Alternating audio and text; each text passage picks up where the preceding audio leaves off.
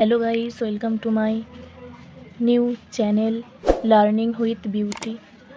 তো আজকে আমরা চলে এসেছি প্রথম পর্যায়ক্রমিক মূল্যায়ন 2026 শ্রেণীর ষষ্ঠ বিষয় ইতিহাস পূর্ণমান 30। এটা আমাদের প্রথম পরীক্ষার জন্য। তো প্রথম পরীক্ষায় আমাদের কি পড়তে পারে সেই বিষয়ে সম্পূর্ণ আলোচনা। প্রথমে রয়েছে সঠিক উত্তরটি বেছে নিয়ে লেখো। 6 নম্বরে হোমো হাবিলিস হলো দক্ষ মানুষ, বুদ্ধি মানুষ।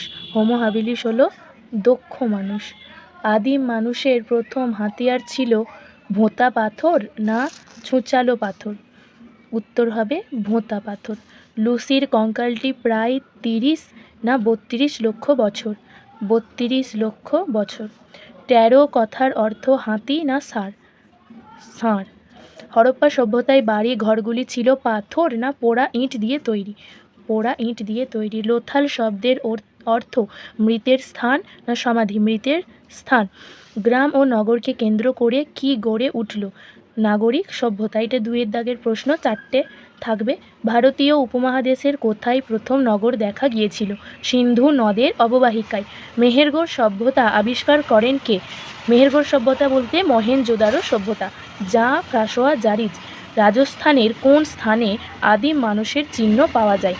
ব্রহ্মবত্র এছাড়াও অন্যান্য স্থানে পাওয়া যায়।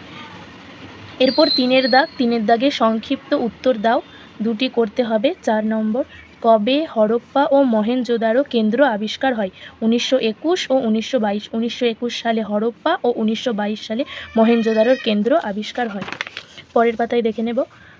বুদ্ধিমান মানুষের 2টি বৈশিষ্ট্য। বুদ্ধিমান মানুষের অনেক বৈশিষ্ট্য আছে, এর মধ্যে 2টি হলো শিখতে ভালোবাসেন ও আত্মনিয়ন্ত্রণ করতে পারেন। এরপর 4 দাগের প্রশ্নের উত্তর দাও। 2টি থাকবে, 3 নাম্বার করে 6।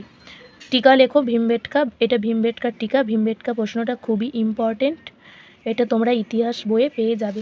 এরপর হরপ্পা সভ্যতার সিলমোহর সম্বন্ধে, এটাও ভেরি ইম্পর্টেন্ট, এটাও ইতিহাস বইয়ে খুব সুন্দর করে দেওয়া আছে।